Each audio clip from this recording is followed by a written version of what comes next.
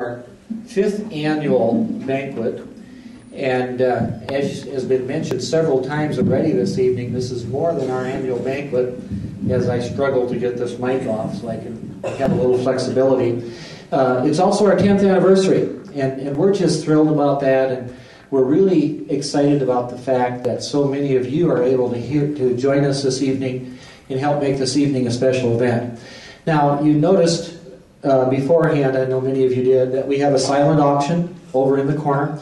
Bidding for that will continue through the meal, and we'll give you a warning when there's 2 or 3 minutes left, and it's okay to push someone out of the way and get a higher bid. That's not a problem at all. And also, I guess I would make one other comment. I'm not offended if anyone gets up and wants to place a higher bid while I'm speaking, so that's all right also. But what I thought I would do this evening is just a couple things. Just give you a brief overview of SOY, some of the accomplishments that we've had, and some of our goals for the future.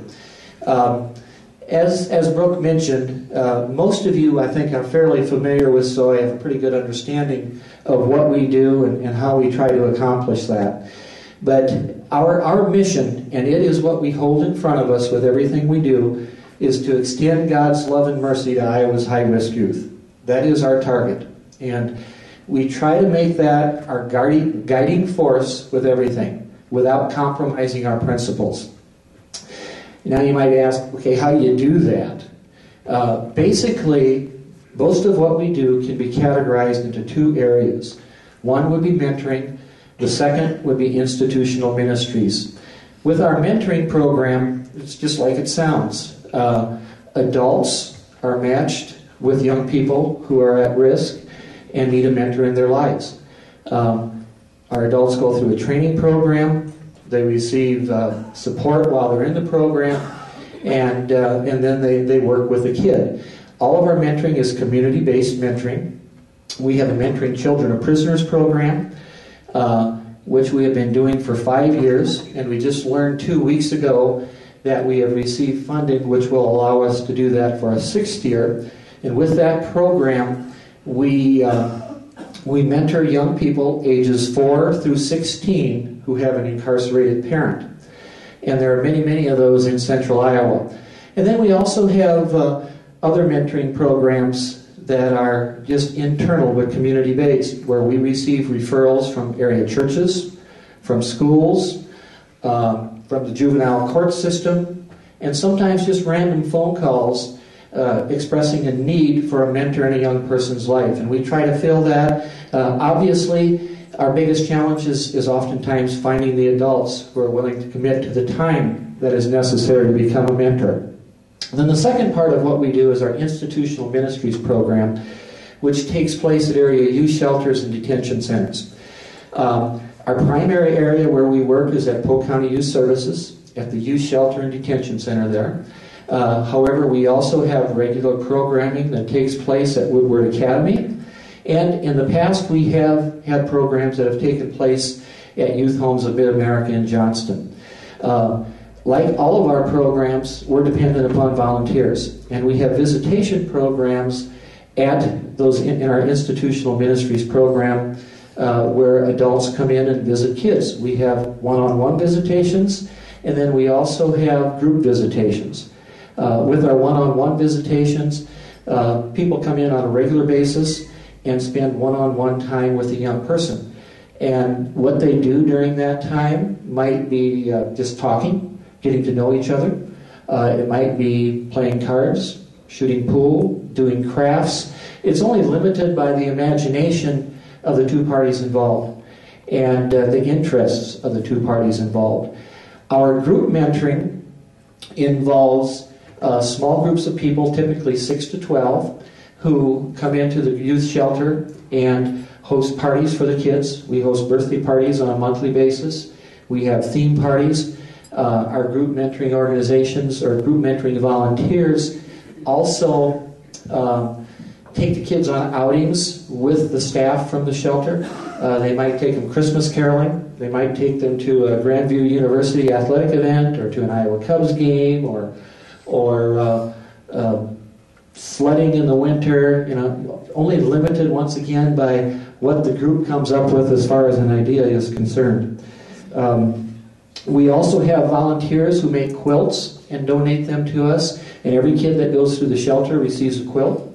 And we have volunteers who give us gifts for Christmas for the kids and clothing. Oftentimes a young person, when they're brought into the facility, they come in with the clothes that are on their back. And so there's a real need there as far as just some personal clothing that will help them in their stay at the shelter and the detention center.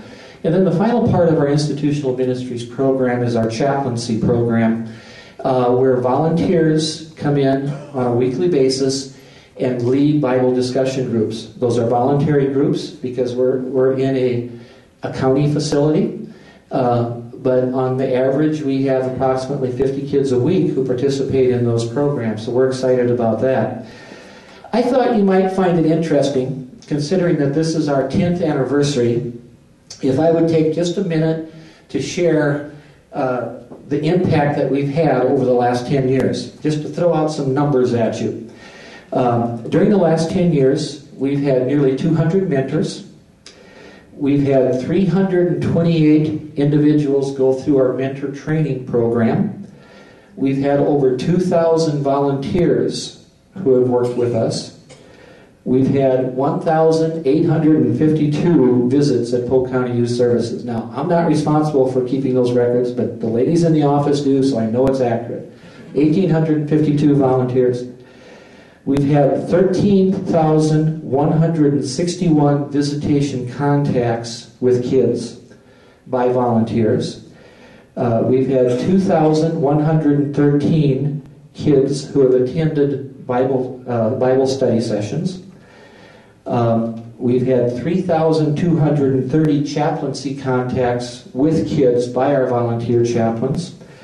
We've distributed 3,500 Bibles to young people. 245 kids have communicated to us that they have accepted Christ into their lives. Now, we don't have the opportunity to follow up on that, but we're excited about that. It's 245 kids who have made that verbal statement to us. We've had 65 different individuals serve as Bible discussion group leaders, and 240 birthday parties have been hosted by volunteers at the Polk County Youth Shelter. The last thing I'd like to touch on is what does the future hold for SOY? And the one thing we know for sure is we will continue to hold our mission statement in front of us, and that's to extend God's love and mercy to Iowa's high-risk kids. We know we're going to continue to do mentoring, and I'm just very excited to share with you tonight that as of yesterday, we received a little more clarity as to what the future holds for us. We received word yesterday that we have been awarded funding from the federal government that will allow us to do a second chance mentoring grant initiative, which is something new from what we've done before.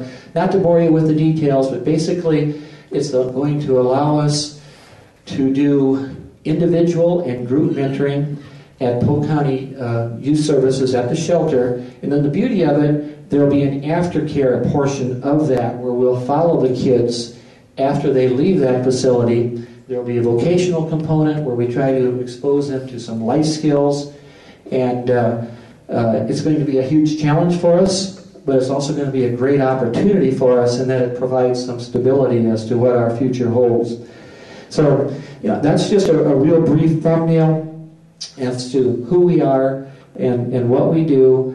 But the bottom line is we want to continue to reach out to kids and just try and be an organization that through our volunteers makes a difference in the life of young people who don't always have adults that are willing to spend time with them and to care for them in the way that our mentors and our volunteers do. So I thank you for your time, and we'll turn things back over to Brooke.